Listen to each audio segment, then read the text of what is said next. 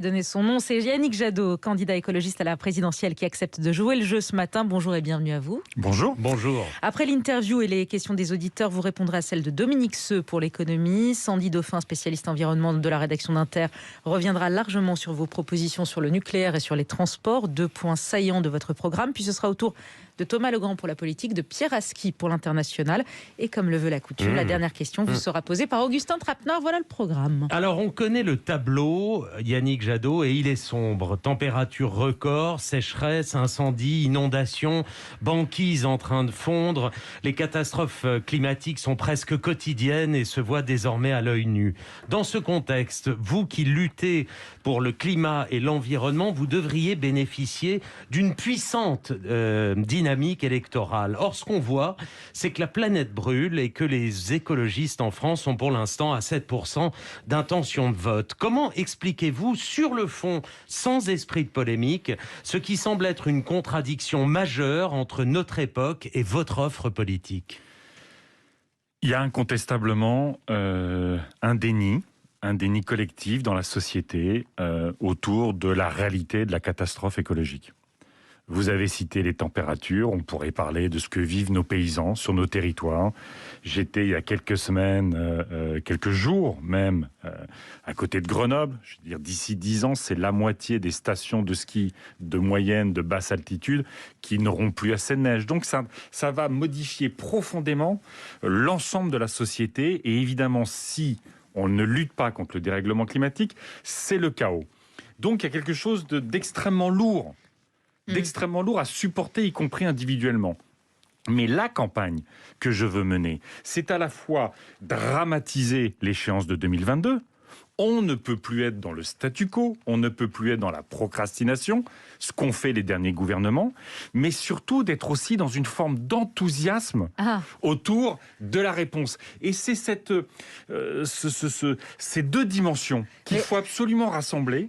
Il faut dramatiser la situation parce qu'elle est dramatique, et il faut créer une forme d'enthousiasme qui va ramener la relocalisation de l'économie, un enthousiasme, de l'innovation, un projet collectif qui nous emmène dans le futur. Yannick Jadot, et c'est ça que j'arrive à faire. C'est précisément ce que vous reproche le philosophe Bruno Latour, qui était à ce micro il y a 2 semaines.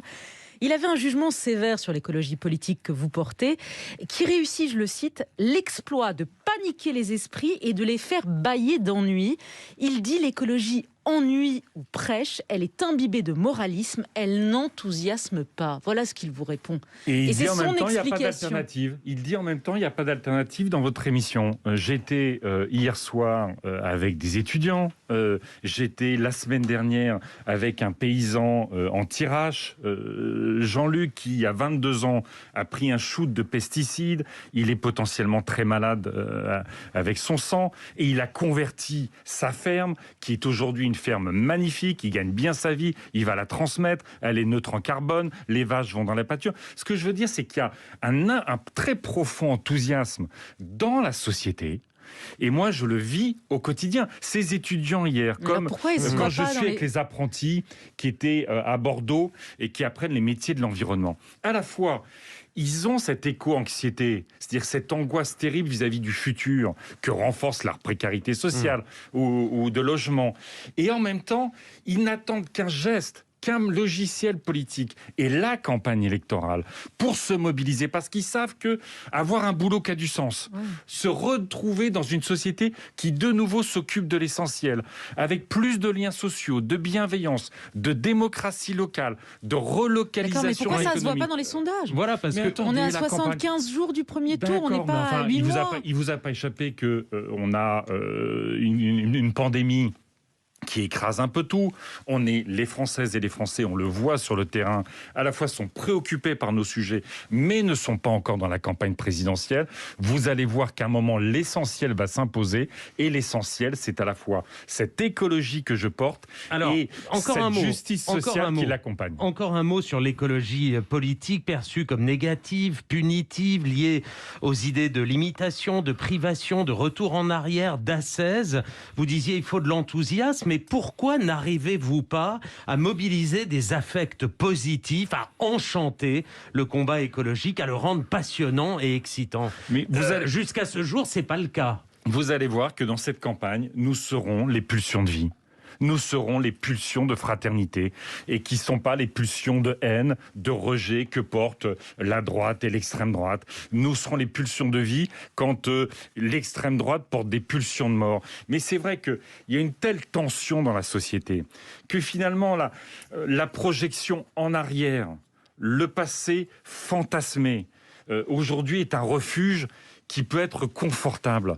La réalité, c'est que nous voulons, et nous sommes les seuls, à dire nous mettrons la France sur la trajectoire des 1,5 degrés de réchauffement maximum. C'est notre responsabilité. Nous arrêterons l'effondrement de la biodiversité. Et mieux, nous construirons de la justice sociale. On va parler du pouvoir d'achat. À quel point il y a des dépenses contraintes. Et surtout, sur tous les territoires. Ce que je vois en permanence, c'est il faut raconter cette France aussi. Cette France qui s'engage. C'est pas facile, mais elle s'engage, elle bosse, elle active, elle innove. En tout cette cas, France qui innove, elle sera au cœur de notre projet. Pour que les citoyens s'approprient ces questions, on lit dans votre programme qui sera présenté samedi, mais qu'on a pu lire en avant-première, on lit que vous voulez déverrouiller la démocratie, déprésidentialiser les institutions. Vous mettez de la proportionnelle, des référendums d'initiative populaire, des conventions citoyennes. Au fond, vous semblez, en mettant un peu d'huile dans les rouages, très à l'aise avec la Ve République. Non, cette République, elle est épuisée. Mais on voit bien qu'on est dans des sociétés où tout va vite. La finance va très très vite, l'information va très très vite. Même le plus facho des fachos, il regarde son smartphone et il voit aujourd'hui le coup d'État au Burkina Faso, même s'il voudrait ignorer le reste du monde. Donc c'est très difficile d'adapter le temps démocratique, qui nécessite un avis éclairé, de la délibération, qui nécessite un vote, la mise en place des lois quand on passe des lois. Et donc il y a deux options par rapport à ça. Il y a l'option Macron, qui est de dire au fond, on se voit tous les 5 ans, et pendant 5 ans, je concentre tous les pouvoirs. Je méprise les maires, je méprise les corps intermédiaires, les syndicats, les citoyens très souvent. L'Assemblée nationale est une assemblée godillot, et même le Conseil des ministres ne fonctionne plus. Je concentre tous les pouvoirs. Il y a une autre option, qui pour moi est la seule option, c'est la démocratie partout. C'est-à-dire qu'effectivement, à la fois, on vote, mais c'est le Parlement qui gouverne, et il y a un gouvernement comptable devant le Parlement. Le président de la République s'occupe du temps long, de l'état de droit, de ça.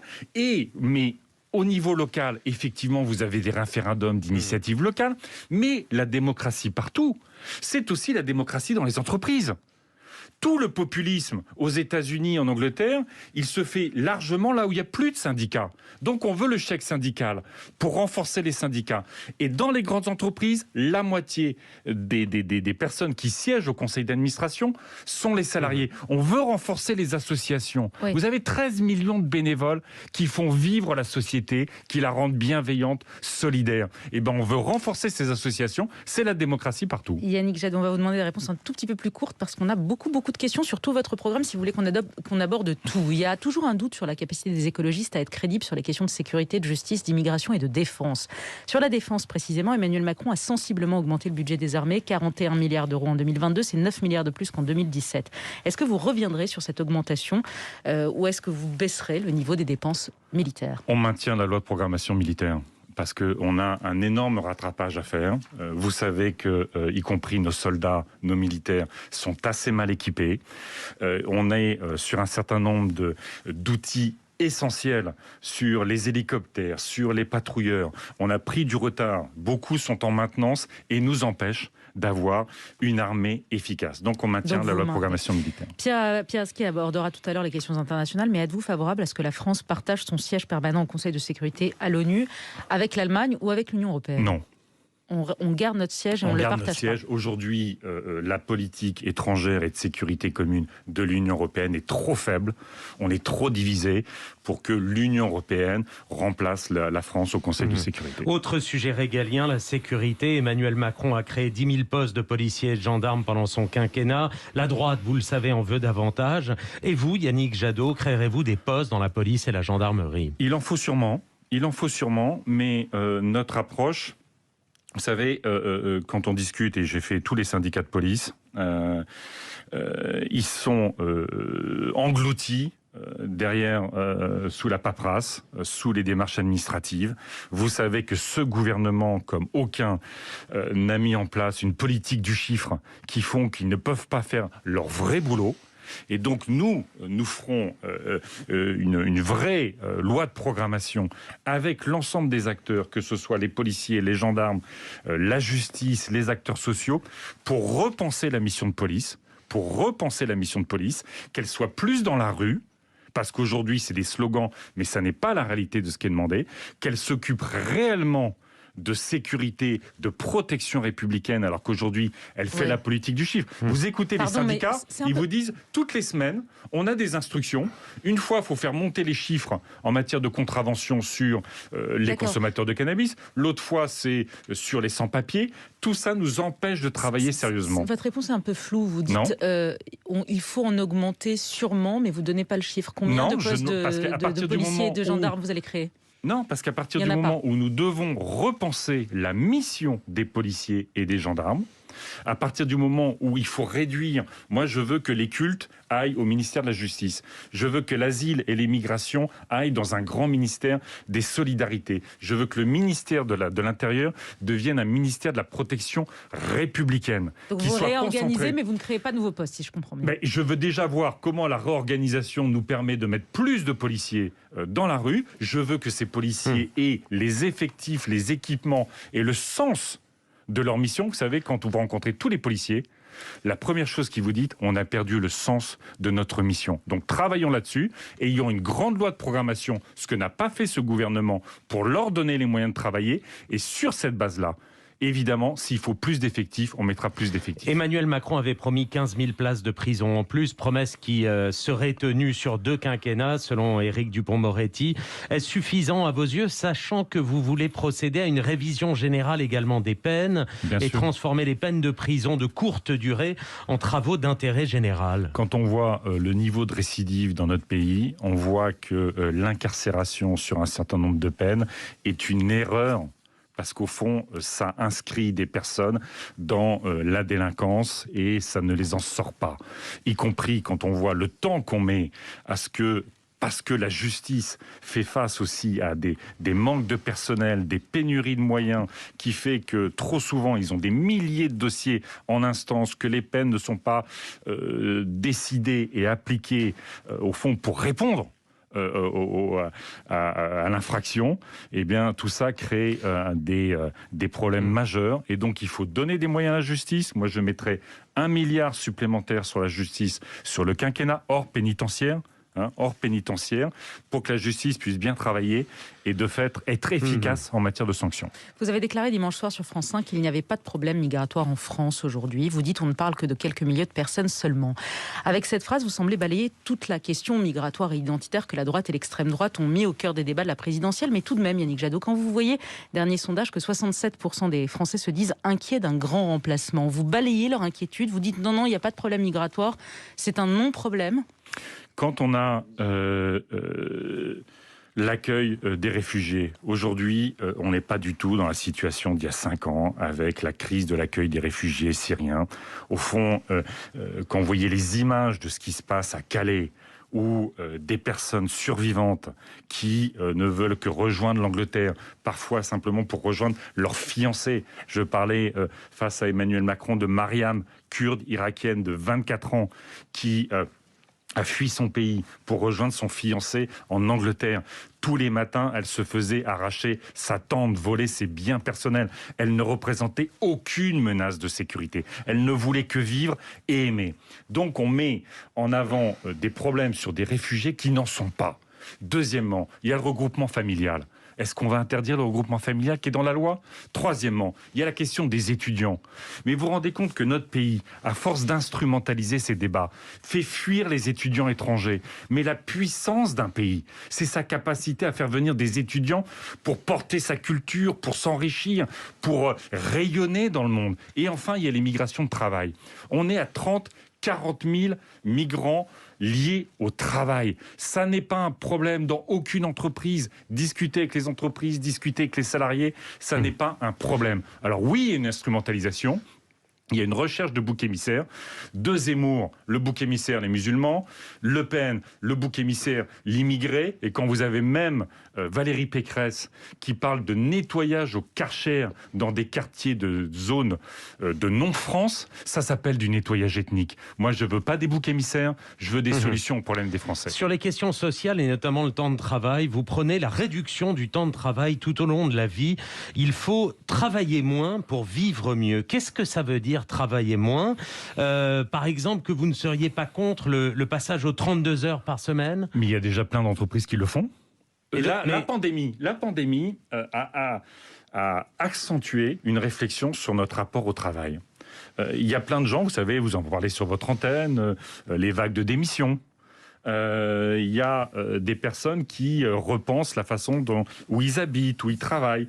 Quel est le sens du travail? Quel est le sens de la société? Moi, je vous posais la question sur la durée. Historiquement, il faut aller vers la réduction du temps de travail. Donc moi, je veux mettre en place une convention citoyenne dès notre arrivée au pouvoir pour penser les temps de travail. Comment on réduit les temps de travail? Est-ce que c'est, comme certaines entreprises, 32 heures semaine, 4 jours? Est-ce que c'est, comme d'autres entreprises, 6 mois tous les 5 ans pour avoir un projet personnel, un projet d'engagement? Est-ce que c'est sur l'ensemble de la durée de la vie? Et puis comment on organise le télétravail, la présence, la socialisation, les déplacements? Je trouve que c'est un sujet absolument passionnant. Les jeunes, et là, les gens vont ont retenir, envie d'avoir du sens. on entend ce que vous dites et c'est passionnant, mais là, les gens vont retenir, avec Jadot, on va vers les 32 heures par semaine. Hein. Non, c'est pas ce que j'ai dit. Je viens de dire que justement, moi je reviens. Quand on fait la moyenne sur une vie. Ah ben moi, je pense qu'il faut aller, si vous voulez, mais encore une fois, ça peut être annualisé. Ça peut être sur 10 ans, ça peut être sur la semaine. Il faut laisser aux acteurs sociaux, aux acteurs économiques, la capacité à s'organiser. Mais regardez toutes ces entreprises qui passent aux 32 heures.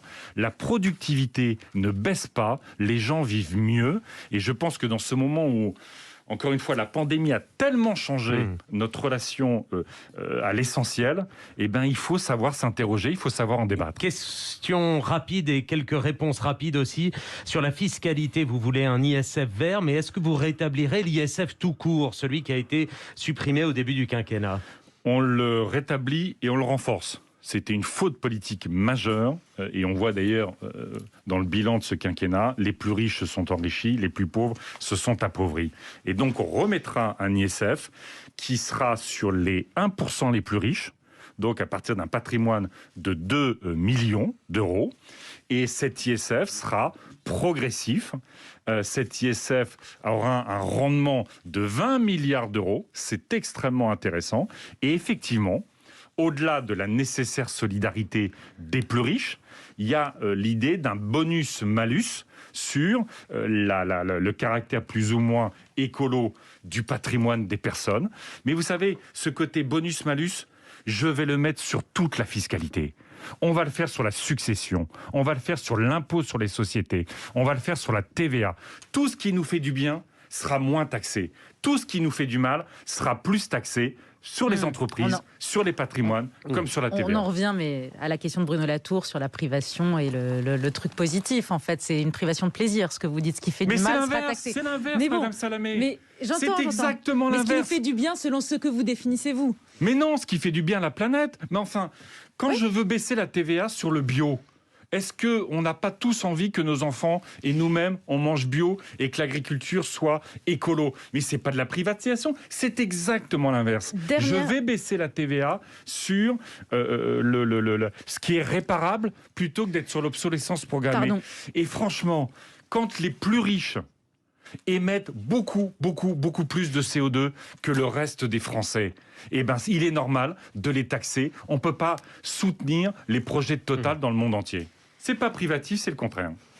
On va marquer une courte pause avant de vous laisser dialoguer. Il y a France Inter, 8h43. France Inter, un candidat face au 7-9. Allez, à vous de jouer, amis auditeurs, 01 45 24 7000, application France Inter, réseaux sociaux. C'est le moment pour vous de dialoguer avec notre invité ce matin, candidat à l'élection présidentielle, Yannick Jadot. Et c'est Esther qui ouvre le bal. Bonjour et bienvenue. Oui, bonjour à tout le monde. Bonjour, madame. Merci de prendre la question. La question est très simple. À quel moment Europe Écologie Les Verts et vous-même mettrez un mot sur tous nos maux, c'est-à-dire pas les gouvernements précédents, le néolibéralisme et le capitalisme qui nous assassine et qui crée de l'inégalité et qui tue la planète. À quel moment on va mettre un petit peu ces mots en avant? Moi, je m'appuie sur les travaux de Bernard Friot, Frédéric Lordon et Hervé Kempf qui a récemment publié que ce sera soit le capitalisme, soit nous. Voilà. Merci Esther, merci à vous pour cette question. Yannick Jadot vous répond. Moi, j'ai pas de problème à critiquer le néolibéralisme. J'ai pas de problème à dire qu'il faut dépasser le capitalisme, qu'on est dans un modèle de développement, dans un modèle de civilisation qui aujourd'hui organise la guerre de tous contre tous, abandonne les classes populaires ici pour aller les exploiter de l'autre côté de la planète, et au fond veut tout marchandiser. N'importe quel hectare de forêt dans le monde doit être marchandisé. N'importe quelle donnée intime à travers nos réseaux sociaux doit être marchandisé. Donc nous voulons lutter contre ça, mais là, contre le consumérisme. Esther propose la rupture avec le capitalisme. Sortir, mais encore une fois, il faut dépasser ça. Mais ça serait trop simple de considérer que on n'a pas aussi à réfléchir. Je veux dire, les pays qui sont pas capitalistes sont pas plus protecteurs de l'environnement. C'est s'il y avait une réponse aux problèmes que nous avons. Ce serait simple. Moi, ce que je veux aujourd'hui, par exemple, je propose un revenu citoyen qui a pour vocation d'éradiquer dans notre pays la grande pauvreté. Personne ne sera en dessous de 50% du revenu médian, ce qui est le seuil de grande pauvreté. Eh ben, nous mettrons en place ce revenu citoyen pour éradiquer la grande pauvreté dans notre pays dès 18 ans. Dès 18 ans. C'est une façon d'engager la rupture avec les inégalités qui explosent. On repart au standard. Bonjour Lucie. Bonjour. Et bienvenue. On vous écoute. Merci. Bonjour Monsieur Jadot. J'aimerais savoir si en tant que président écologiste, vous appliquerez sans filtre l'ensemble des propositions de la Convention citoyenne pour le climat, ce que Macron n'a pas fait, et qui nous permettrait d'atteindre l'objectif de baisse de 40% des émissions de gaz à effet de serre d'ici 2030. Merci Lucie pour cette question. Réponse rapide de Yannick Jadot. Merci madame, mais nous serons obligés de faire plus. Le problème, c'est que le mandat de la Convention citoyenne, c'était d'atteindre l'objectif de réduction de nos émissions de gaz à effet de serre de 40% d'ici 2030. Et il faut faire aujourd'hui 55-60%. Mon programme veut être sur la trajectoire que recommandent, qu'exigent les scientifiques. Donc nous allons aller plus loin sur tous ces enjeux du climat, plus loin sur l'isolation des logements. Les Françaises et les Français vivent une crise du pouvoir d'achat énorme liée au prix du gaz, de l'électricité, des transports. Nous investirons massivement sur l'isolation des logements, zéro charge pour les plus pauvres, sur les transports collectifs, le covoiturage gratuit la première année, pour à la fois répondre à nos enjeux climatiques essentiels et évidemment être dans la justice sociale. Retour au standard pour une question, je crois, politique. Bonjour Frédéric. Bonjour, merci France Inter, je suis un fidèle auditeur de France Inter. Donc Monsieur Jadot, quelle attitude adopteriez-vous si la personne élue à la primaire populaire apparaît à plus de 20% dans les sondages ensuite pour la présidentielle et avec de bonnes chances de passer au deuxième tour? Et bénéficierait donc dans votre scénario, Frédéric, d'une véritable dynamique. Yannick Jadot vous répond. Tout ce que je dis dans cette campagne et tout ce qui légitime ma candidature, c'est de mettre le climat, le vivant, la biodiversité, la nature et la justice sociale au cœur de cette campagne présidentielle, au cœur du prochain quinquennat. On ne peut plus transiger là-dessus. Imaginez qu'en 2022, il n'y ait pas une candidature écologiste pour changer le prochain quinquennat, éviter le statu quo de Macron ou la catastrophe de la droite et de l'extrême droite, serait une aberration. Désolé, mais les autres ont trop souvent joué à Don't Look Up, à Meryl Streep. C'est important, mais on verra dans 5 ans, dans 10 ans, dans 15 ans. Ils se sont plongés dans des fantasmes technologiques. Les écologistes sont les seuls qui mettront, encore une fois, la question des forêts, de nos rivières, de la santé de nos enfants, de l'agriculture biologique, des énergies renouvelables et du pouvoir d'achat au cœur de la campagne. Décidément, vous n'avez que cette référence à la bouche. Don't Look Up et Meryl Streep, vous aviez traité Emmanuel Macron de Meryl Streep, de cette présidente dans le film de Netflix qui refuse de voir la catastrophe arriver. Oui, parce que c'est la culture est souvent un levier, un vecteur qui raconte parfois différemment et peut-être parfois de manière plus efficace l'état de la société et des résistances et du déni dans lequel trop de gouvernements sont aujourd'hui. Mais on va revenir sur la question de Frédéric. On connaît vos critiques à l'encontre de la primaire populaire. Vous avez dit que c'était la secte du temple solaire, que vous vous en fichiez. Vous avez dit, je m'en fous de la primaire populaire. Est-ce que vous vous en fichez du vote de 467 000 personnes, soit 4 fois plus que le nombre de participants à la primaire écolo? Non, je m'en moque pas, parce que parmi la grande majorité de ces personnes, incontestablement, veulent mettre l'écologie politique et la justice sociale au cœur du prochain quinquennat. Donc j'ai beaucoup de respect pour la sincérité de la plupart des participants à cette primaire. Je dis simplement que je suis issu d'une primaire citoyenne. J'ai rassemblé tous les mouvements écologistes qui étaient divisés et que on peut pas transiger sur ces objectifs que j'ai portés et que trop des candidates et des candidats sont prêts à transiger, le mettent pas au cœur de leur projet. Et qu'en 2022, quand il y a une telle urgence climatique, quand il y a une telle urgence sociale, j'avance fort de notre travail, fort de notre rassemblement, fort de notre enthousiasme pour gagner cette élection présidentielle. Romain au standard. Bonjour, bienvenue. Question politique également. Oui, bonjour Monsieur Jadot. Alors je suis donc en train de lire le programme de l'Union populaire porté par la France insoumise. Et tous les points que vous exposez depuis tout à l'heure se retrouvent dans ce programme élaboré depuis maintenant plus d'une dizaine d'années, qui a été amélioré au fur et à mesure du temps. Moi, je voulais savoir pourquoi, tout simplement, vous voulez pas vous mettre derrière la France insoumise, apporter le pan écologique et faire une vraie union de la vraie gauche. Merci Romain pour cette question. Yannick Jadot. Écoutez, je ne rentrerai pas dans ce qu'est la vraie gauche et les revendications à ce qu'est la vraie gauche. Je reconnais complètement que Jean-Luc Mélenchon et la France insoumise ont évolué sur les questions écologiques et c'est tant mieux. Reconnaissez aussi, monsieur, qu'on peut avoir des divergences parfois profondes. Moi, je ne suis pas pour l'exploitation des fonds sous-marins. Moi, je pense qu'il faut sanctuariser les fonds sous-marins. Je ne suis pas pour qu'on soit dans la conquête de la mer et dans la conquête de l'espace pour, au fond, transporter notre productivisme dans les mers et dans l'espace. Et puis, moi, je suis un pro-européen. Cette Europe, je veux la changer, mais je suis un pro-européen. Et quand je défends la démocratie en France, je la défends aussi en Russie, je la défends en Chine. J'ai pas d'hésitation sur le génocide des Ouïghours. Et je défends la démocratie en Amérique latine. La démocratie, c'est pas la démocratie dans un seul pays.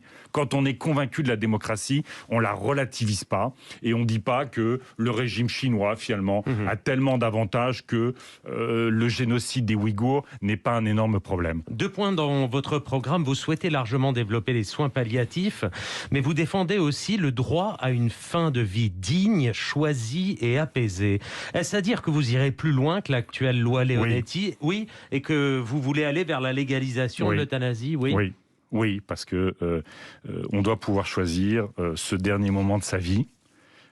Qui est sa mort, il y a trop de personnes qui sont en difficulté, en souffrance, et qui aujourd'hui, la loi n'offre pas un choix éclairé et n'offre pas la possibilité pour les uns et les autres de choisir sa fin de vie. C'est pas simple, hein. Rien n'est simple, y compris pour discuter avec les personnes responsables dans les soins palliatifs. C'est dur, c'est très dur ces choix-là. Mais à partir du moment où une personne a fait un vœu, a dit sa préférence, il faut lui accorder cette possibilité, y compris du suicide assisté. Yannick Jadot, on a reçu ce petit livre qui s'appelle Vivant, projet pour une république écologique. Donc c'est le projet des écologistes. Je ne dis pas que c'est votre programme, mais c'est le projet des écologistes. C'est signé par Europe Écologie Les Verts. Et alors on y lit quelque chose qui nous a un peu fait sursauter. Vous allez nous expliquer. Très bien. Vous souhaitez créer des sports réellement mixtes, dites-vous, là où les compétitions sont aujourd'hui séparées entre les hommes et les femmes. Dans ces sports mixte. Tous les êtres humains, je vous lis, femmes, hommes, LGBTQI+, pourront participer lors de compétitions communes avec des chances égales de victoire. De quel sport vous parlez? Et ça veut dire quoi, des chances égales de victoire? C'est vrai que vous allez encourager, par exemple, le football avec des hommes, des femmes, et demander aux hommes de tirer moins fort pour avoir les chances égales de victoire. C'est marrant cette idée que les femmes, quand elles jouent au foot, faudrait les protéger. Mais les femmes, quand elles jouent au foot, elles y mettent autant l'enthousiasme et la même détermination. Vous savez, il y a quelques jours, j'étais avec un club qui s'appelle à Colombes, et ce club fait de l'insertion. C'est assez extraordinaire. Ils prennent les jeunes et ils les aident. Non seulement ils font du sport, ils font du foot, ils essayent de faire venir des filles. Oui, mais ça, il faut. Pour que tout le monde joue ensemble. Et ils apprennent aussi le civisme. Ils les éloignent des addictions. Et ils travaillent à potentiellement leur insertion professionnelle. Et quand je suis allé là-bas, vous savez ce que j'ai dit?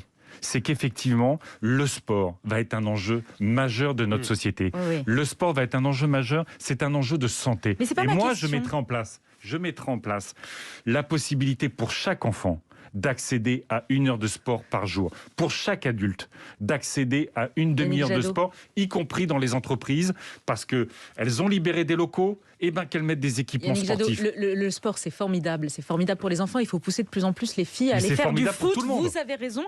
Mais cette phrase, je ne la comprends pas. On mettra des compétitions communes de garçons et de filles avec des chances égales de victoire. Ça veut dire quoi? Écoutez, j'en sais rien. En vrai, j'en sais rien. C'est bizarre, cette phrase.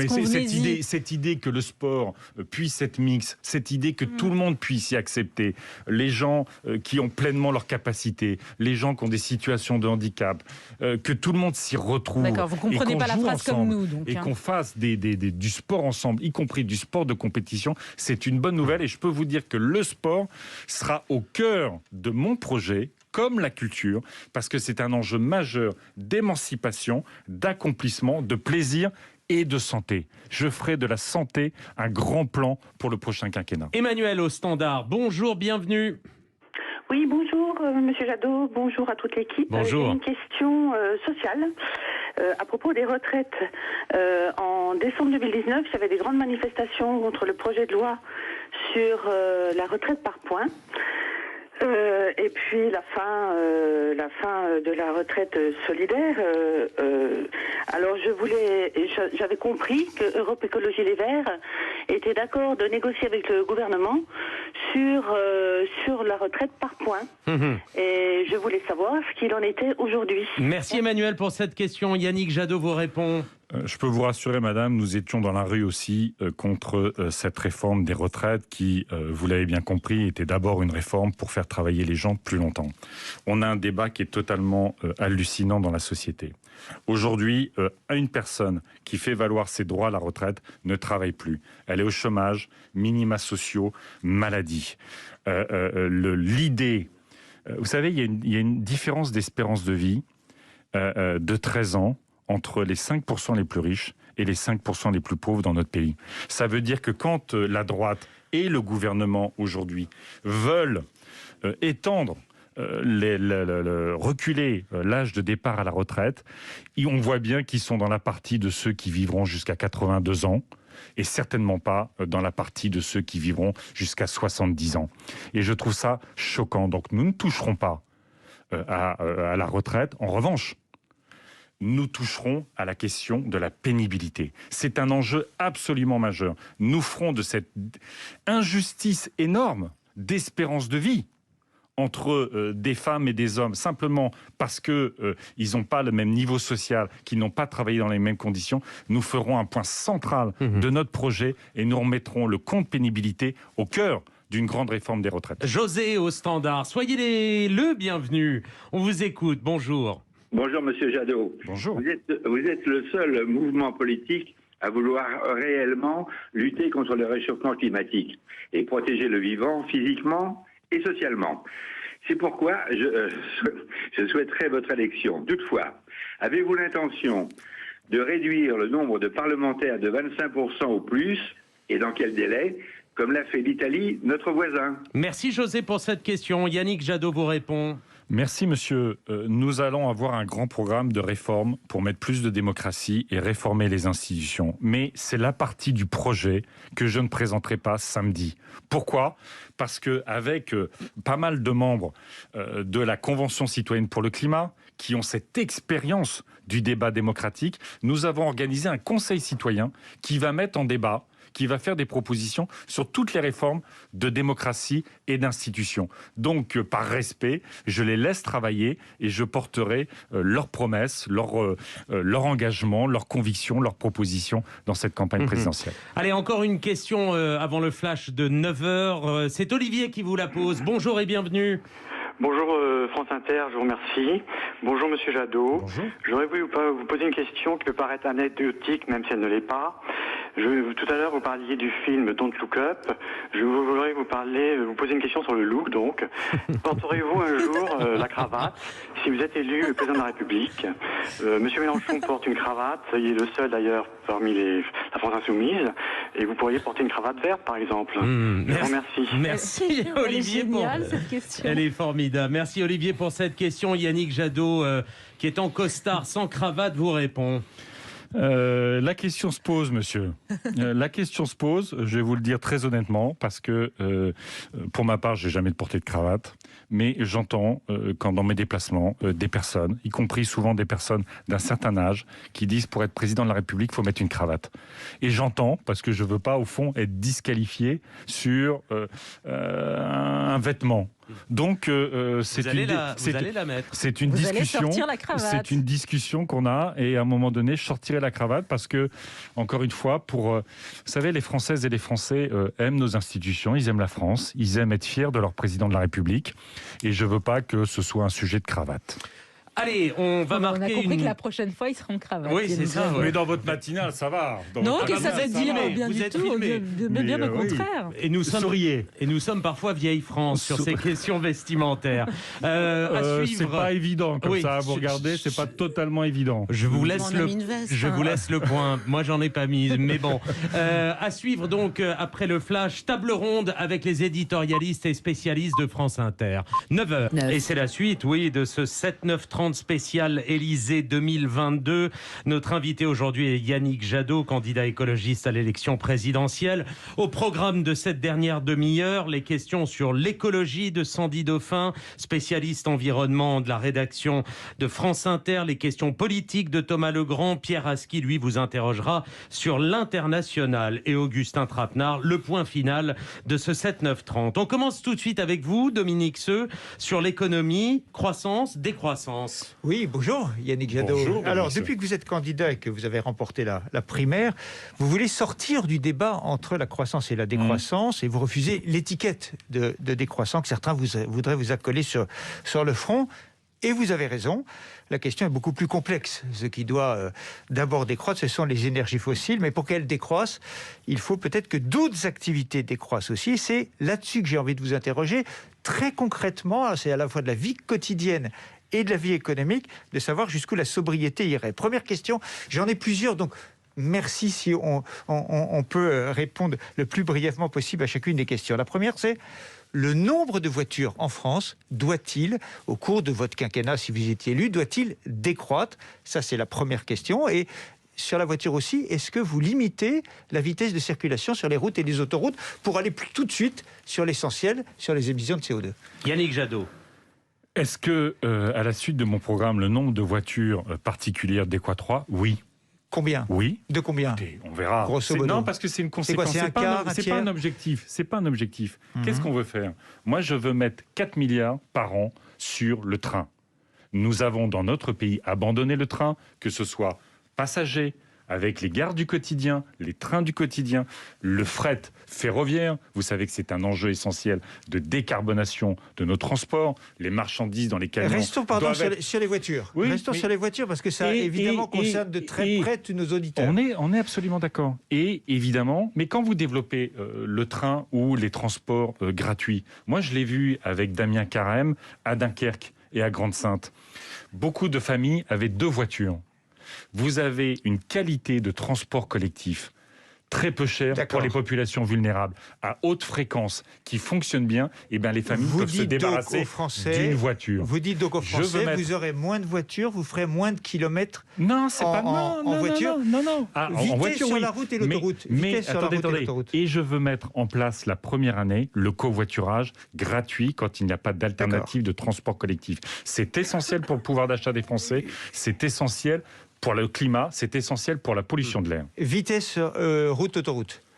Écoutez, là, sur les routes, c'est à peu près réglé. On a aujourd'hui des départements où... Donc on reste à 80, 90 sur les départements. Autoroutes 90, je pense qu'il faut baisser la vitesse sur les autoroutes. Est-ce qu'il faut passer de 130 à 120? C'est une bonne question. C'est une responsabilité collective. C'est important parce que ça n'est pas dans votre programme. Donc ce matin, vous nous dites ça en plus. Ça réduit très peu le temps de trajet. Mais si ça peut me permettre de réduire les émissions, les pollutions, c'est important. Deuxième point, les logements doivent être isolés. Ça fait partie, vous mettez beaucoup d'argent sur la table. Est-ce que, par ailleurs, il faudrait baisser la température des logements? Est-ce que vous dites aux Français, en fait, le temps que... Les travaux d'isolation, je vais vous rassurer sur un truc. L'écologie, c'est pas prendre une douche froide dans le noir une fois par semaine. Mais je ne dis pas ça non plus. Non, mais ce que je veux dire, c'est que, évidemment, il y a une question d'éducation. On n'a pas besoin de faire 23, 24 dans un appartement, avoir chaud en t-shirt. Mais ça, c'est la responsabilité de chacune Donc ça et reste de chacun. De la responsabilité ce que je veux, de chacun. attendez, la réalité d'aujourd'hui, monsieur Seux, c'est qu'on a 12 millions de Français qui ne peuvent pas se chauffer correctement. On a 12 millions de Français, quand il fait très froid aujourd'hui, qui n'arrivent pas à vivre correctement. Les enfants vont plus souvent chez le médecin parce que il fait froid à la maison, que parfois les logements sont insalubres. J'entends bien Yannick Jadot, mais ça n'est pas ma question. On mettra le paquet sur l'isolation des logements et les 2 millions de familles qui souffrent le plus de précarité énergétique et qui ont des passoires se verront rénover leur logement sans un euro. C'est un sujet essentiel aujourd'hui. Troisième question qui est liée au logement. J'ai lu dans votre programme quelque chose qui m'a intéressé. On ne pourra plus construire des logements, des pavillons ou des logements dans des endroits où on est à plus de 500 mètres d'une gare ou d'un arrêt de bus. C'est quand même un changement. Je l'ai lu tel quel, je pourrais vous donner la page. On est d'accord. L'idée, Dominique Seux, c'est que dans beaucoup de nos régions en France, on a des bourgs qui se sont désertifiés. Oui. Les commerces ont disparu parce que tout le monde a joué et les gouvernements précédents sur les grandes surfaces. Nous, on veut remettre du commerce en centre-ville, on veut remettre des services publics en centre-ville et on veut redensifier des centres-villes, de bourgs, de villages, de petites et de moyennes villes qui sont désertifiées. Voilà notre objectif. Mais donc vous confirmez cette idée que j'ai lue dans votre programme, c'est pas de limiter, logement neuf évidemment, à moins de 500 mètres d'une gare ou d'un arrêt de bus. Mais ça dépend des situations. C'est le principe. Le principe, c'est que on ne peut pas continuer à tuer les terres agricoles dont on a besoin, absolument, dont on a besoin pour la biodiversité, et on veut redensifier les centres-villes. Rapide la question, rapide la réponse. Toute dernière question, est-ce que vous dites aux Français, il va falloir, oui, et je pense que la réponse est oui, mais manger moins de viande et jusqu'où? Voilà. Manger moins de viande et manger de la viande locale. Manger de l'élevage, notamment bio, de l'élevage où les vaches pâturent. Je parlais de cette ferme que j'ai été voir dans l'Aisne, mon pays.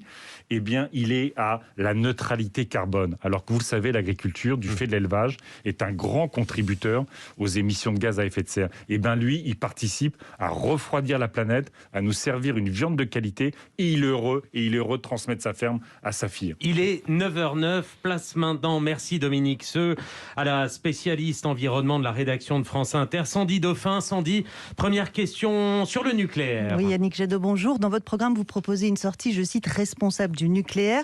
Vous ne fermez pas de réacteur dès votre arrivée à l'Elysée. Vu l'urgence climatique, ça veut dire que vous reconnaissez que la France a encore besoin aujourd'hui du nucléaire comme source d'énergie bas carbone ? Non, je reconnais surtout que nous sommes dépendants du nucléaire aujourd'hui pour notre fourniture d'électricité. D'ailleurs, regardez, une bonne partie des hausses des tarifs de l'électricité, c'est lié à la fermeture des réacteurs. On a 10 réacteurs en maintenance, y compris les plus récents. Donc on a un problème de disponibilité de notre parc nucléaire. Mais à partir du moment où notre parc nucléaire fournit 70-75% de notre électricité, je ne construis pas de nouveaux réacteurs. Mais tant qu'on n'a pas investi massivement sur les économies d'énergie et qu'on n'a pas déployé massivement les énergies renouvelables, je ne prends pas le risque de mettre en difficulté nos entreprises, nos maisons, la société, avec des pannes d'électricité. Ça veut dire une sortie du nucléaire à quelle échéance pour vous ? Écoutez, on a mis 20 ans à construire notre parc. Vous savez, la France est un pays qui, quand elle a une politique industrielle, mobilise les meilleurs ingénieurs, les meilleurs ouvriers du monde. On a été capable de construire un truc incroyable, le parc nucléaire, en 20 ans. C'est pas la solution que j'aurais choisie, mais reconnaissons que quand on veut, on peut. Eh bien, nous allons pouvoir isoler les logements et moins consommer, déployer les énergies renouvelables qui sont moins chères que le nucléaire et créer plus d'emplois. Et progressivement, au fur et à mesure qu'on n'en aura plus besoin, on fermera les réacteurs nucléaires. Mais progressivement, on ferme les réacteurs, ça veut dire quoi ? En 2035, on ferme combien de réacteurs ? D'ici 2035, c'est 10. Mais vous savez, c'est dans la loi, ça. Hein. Le président de la République... C'était plutôt 6. Le président de la République a considéré qu'il n'avait pas respecté la loi. C'est son choix. Rappelons que la loi, c'est de baisser la part du nucléaire à 50%. Nous respecterons la loi. Nous respecterons la loi et nous accélérerons la transition énergétique dans notre pays. Mais franchement, vous savez, quand je suis avec les jeunes... ils n'ont pas envie d'aller travailler dans des réacteurs nucléaires, ils n'ont pas envie d'aller travailler chez Total. Ils ont envie de mettre leur enthousiasme, leur innovation, leurs compétences, leur énergie à faire de la recherche, à travailler dans des entreprises qui ont du sens. Et je peux vous dire que c'est les entreprises des énergies renouvelables qui les fascinent. Alors justement, les énergies renouvelables, combien d'éoliennes, combien de kilomètres carrés de solaire pour compenser le nucléaire? Il va falloir investir plus qu'un pays comme le Danemark qui est champion des énergies renouvelables. Déjà, commençons. Si vous voulez, moi, ce que je veux... Combien d'éoliennes, alors, grosso modo ? À la fin de notre projet, c'est 12 000. Il y en a 9 500 en France. Il faut passer à 12 000. Et voilà. Comment vous faites pour convaincre les gens ? Vous voyez bien qu'il y a une bronca contre les éoliennes en ce moment. Il n'y a pas de la bronca partout. Quand ça s'organise avec les populations, ça fonctionne. Il y a des territoires où... aujourd'hui, il faut arrêter l'implantation d'éoliennes parce qu'il y en a déjà beaucoup. Il y a des territoires, y compris parce que ce gouvernement a considéré qu'il fallait protéger les radars jusqu'à 70 km. 70 km/h. Ça n'existe pas dans les autres pays européens. Donc il y a des territoires, il faudra décider où on peut implanter des éoliennes, pouvoir le faire vite. Mais quand ça se fait avec les populations, vous savez, ça se fait avec beaucoup d'intelligence et beaucoup d'acceptabilité sociale. Et les panneaux solaires, combien de kilomètres carrés vous avez ? Il faut en mettre, si je n'ai pas les chiffres en tête, mais c'est en puissance. Mais moi, j'ai envie, ça va être sur les... Vous savez, dans mon projet... Il va falloir en mettre partout, en fait. Où il y a de la place. Bien sûr. Il faut dire ça aussi bien sûr. Expliquer ça aux gens. Mais dans mon projet, il y a l'idée que l'État aidera chaque quartier, chaque village à avoir son projet citoyen d'énergie renouvelable. Ça peut être des panneaux sur le toit de l'école, ça peut être là une éolienne, ça peut être de la géothermie, la biomasse, tout ce qui couvre l'ensemble des énergies renouvelables, mais pour que les citoyens s'emparent de ce sujet, parce que l'électricité, on en a besoin. Et donc s'intéresser à comment elle est produite, c'est toujours passionnant. Et quand c'est mis en place, ça marche. Une question rapide sur la façon dont on va se déplacer à l'avenir, la voiture. Vous voulez interdire la vente de véhicules neufs essence et diesel dès 2030, hybrides aussi ? En vente, oui. En vente neuf, les véhicules neufs. On parle des neufs. Les gens qui n'ont pas les moyens aujourd'hui de s'acheter une voiture électrique, comment vous faites ? Est-ce qu'on va continuer de subventionner pendant des années l'achat de véhicules électriques ? Alors vous savez, ce qui est assez extraordinaire, j'ai tout dit sur la mobilité et tout ça, mais ce qui est assez extraordinaire, c'est que quand vous regardez toutes les études, en 2025-2026, c'est ce que disent les experts, en fait on sera à la parité des prix entre l'électrique et le thermique. Ça va tellement vite. Vous savez, en 10 ans, le photovoltaïque, les coûts de production étaient réduits par 10, l'éolien par 3. Et c'est en train d'aller très très vite sur les véhicules électriques. C'est tant mieux, c'est de l'innovation. Mais moi, ce que je veux, c'est qu'on produise sur notre territoire les véhicules électriques, les batteries, comme toutes les datas qui sont nécessaires à ce type de motorisation. Je ne veux pas qu'on achète en Allemagne, en Chine ou aux États-Unis. Je veux que ce soit l'industrie française qui s'en empare. Merci Sandy Dauphin. Toujours sur la voiture, à cause de la hausse des prix de l'essence, Bercy s'apprêterait à augmenter le montant des indemnités kilométriques pour les gros rouleurs. Soutenez-vous cette mesure qui exclut à ce stade, et c'est un problème, les gros rouleurs non imposables? Voilà, c'est toujours cette logique du gouvernement qui est de dépenser beaucoup d'argent, mais jamais au profit des plus fragiles d'entre nous.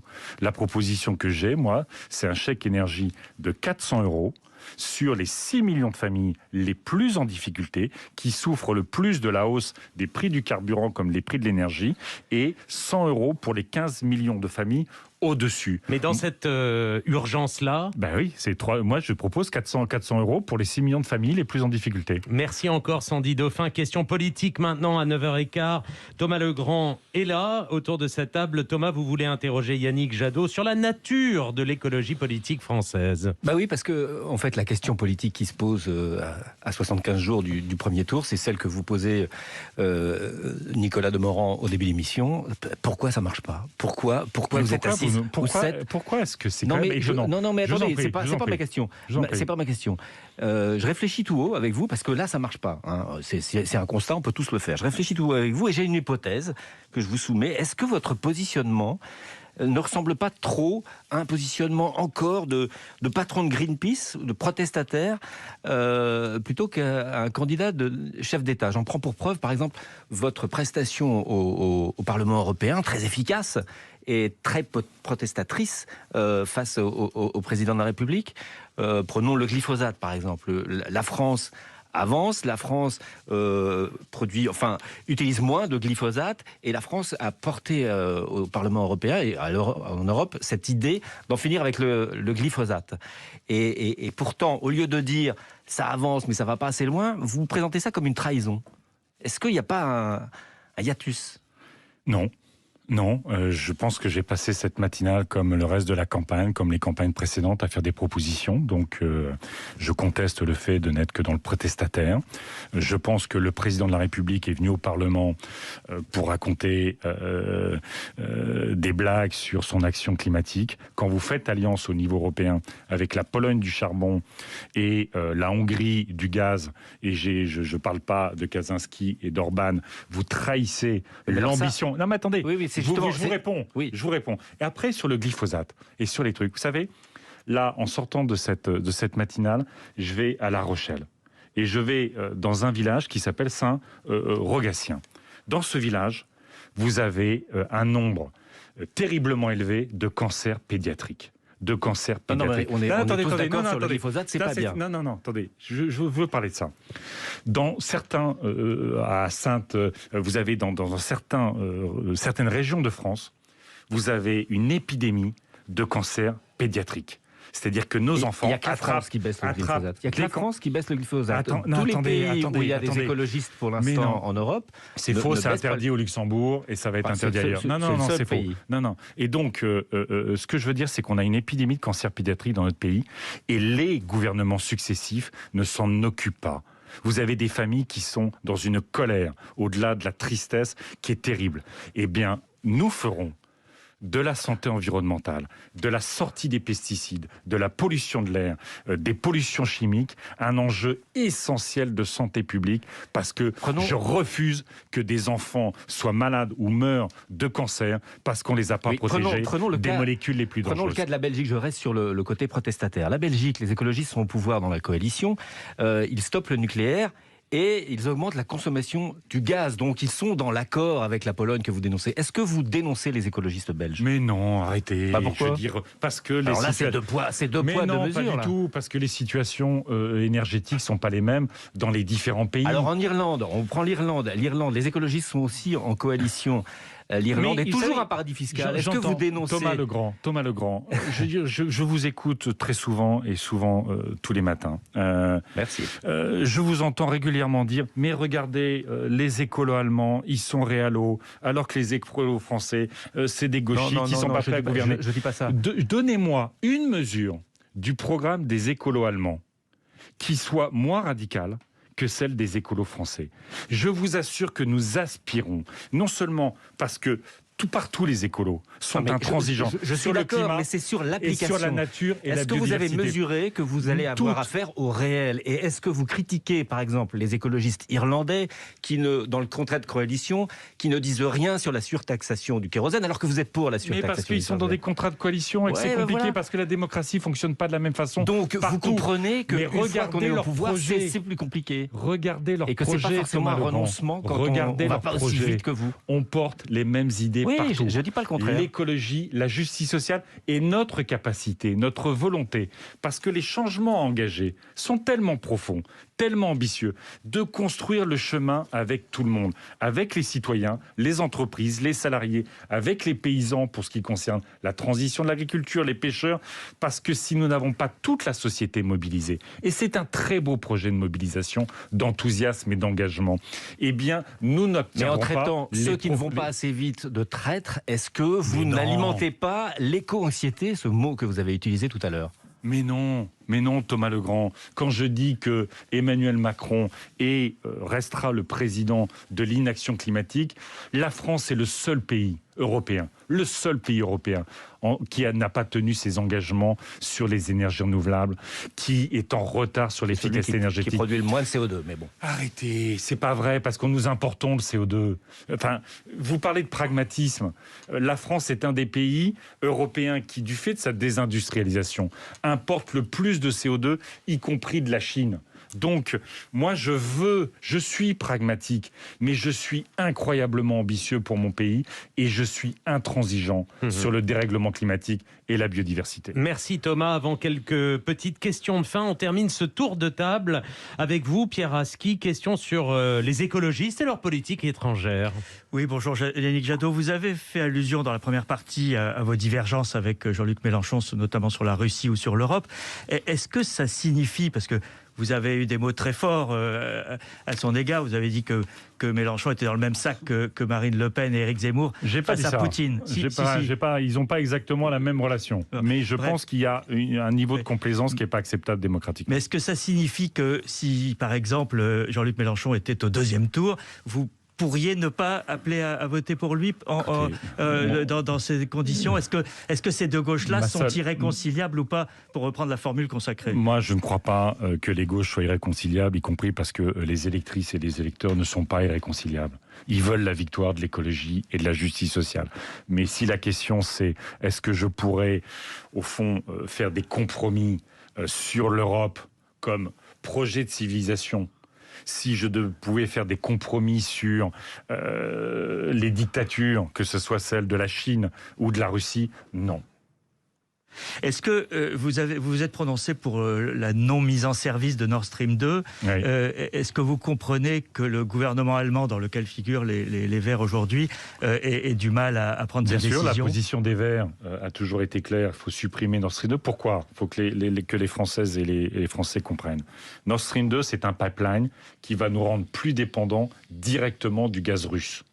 Donc, non seulement il faut arrêter, parce qu'une partie de la complaisance de toute la classe politique française, d'une grande partie de la classe politique française, quand on parle de l'Ukraine, Nord Stream 2, il faut le supprimer pour être moins dépendant de la Russie, en investissant sur les économies d'énergie. Et deuxièmement, vous le savez, c'est un pipeline qui contourne l'Ukraine et qui fragilise l'Ukraine. Moi, je regrette que, y compris le président de la République, qui était très clair sur la Russie quand il a fait sa campagne en 2017, passe son temps à recevoir Poutine à Brégançon ou à Versailles. Il n'est pas allé une seule fois à Kiev.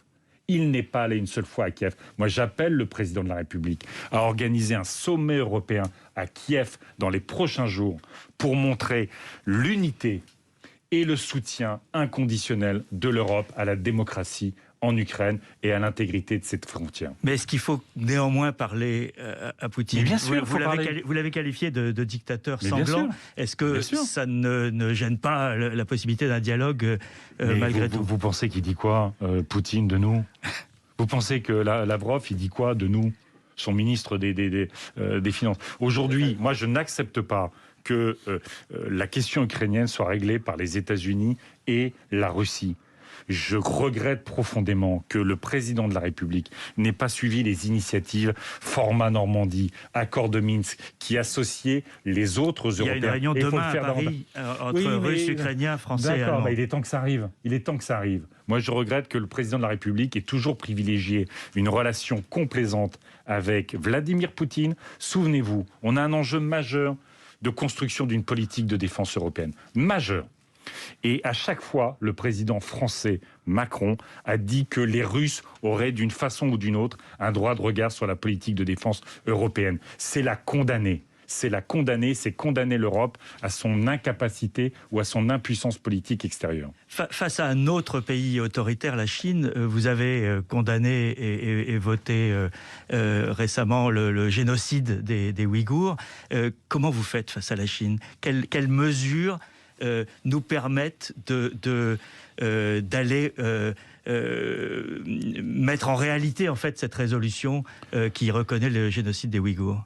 La seule puissance qu'a l'Europe vis-à-vis de la Chine, c'est du soft power économique. Nous sommes le plus grand marché mondial. La Chine dépend de nous, y compris politiquement, pour vivre. Nous dépendons un peu d'elle aussi. Bien sûr.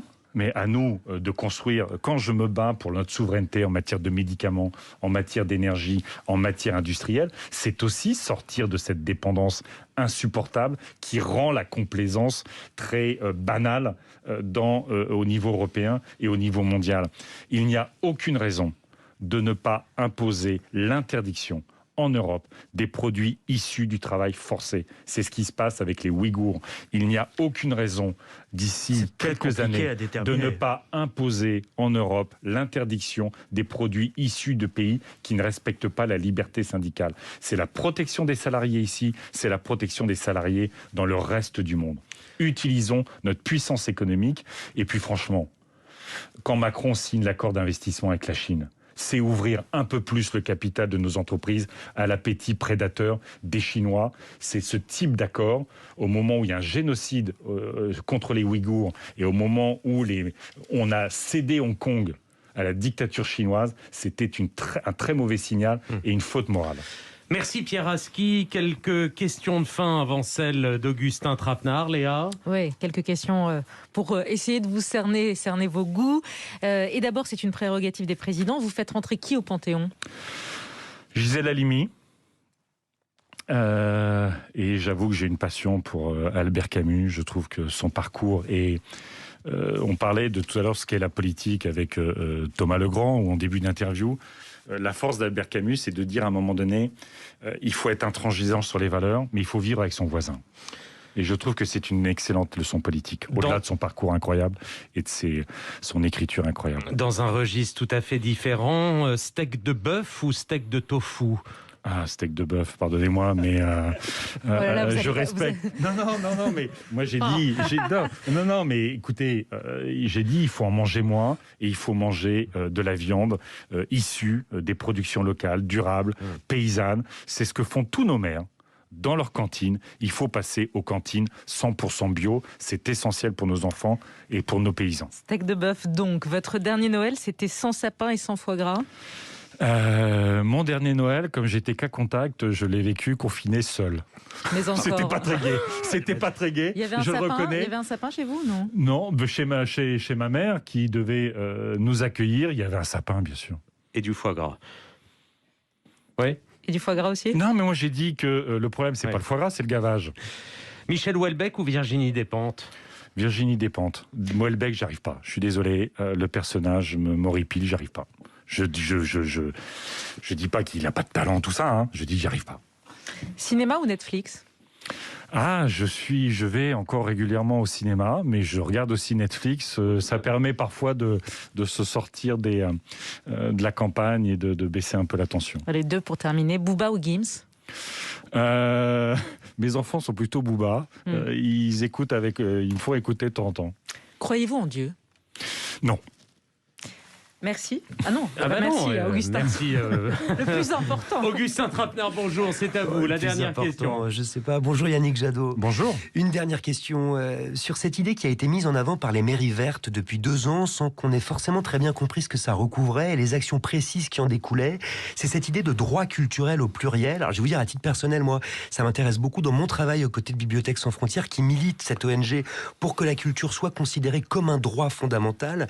Ma question, qu'est-ce que vous entendez précisément par droit culturel et comment surtout est-ce qu'on pourrait les faire valoir, ces droits ? Merci Augustin. Yannick Jadot. Vous avez parfaitement raison, c'est un sujet magnifique, y compris la culture, on n'en parle pas assez dans cette campagne. Quand on voit les imaginaires de repli, de haine, de passéistes, on a besoin de la culture pour avoir un imaginaire d'enthousiasme et se projeter collectivement. Les droits culturels, au fond, c'est le droit de chaque personne avec son identité, son parcours, ses envies, ses enthousiasmes, de participer à la vie culturelle. Et donc ça se traduit localement, y compris, que vous savez, par les cultures populaires. Le rap, le hip-hop, tout ça, c'est faire vivre ça. Ce que je trouve dommage dans le débat culturel, c'est que trop souvent on oppose cette démocratisation, cette culture populaire aux institutions. On peut faire les deux. Et vous savez, je finirai sur Roosevelt, quand il fait le New Deal dans les années 30. On parle toujours des grands travaux. Mais il a fait deux autres choses, Roosevelt. Il a fait le Federal Project One, qui est un grand projet d'aide de soutien à la création culturelle, et il a fait les grands parcs naturels aux États-Unis. Économie, transition écologique et soutien à la culture seront essentiels. Et dans mon budget, on sacralisera 25% du budget du ministère de la Culture à la création avec 1 milliard. Merci Yannick Jadot. La prochaine fois en studio avec une cravate, donc on l'a bien compris. Si vous en mettez une aussi, Nicolas Demorand. Je commencerai par une veste. Allez, à 9h30, Augustin Trapenard.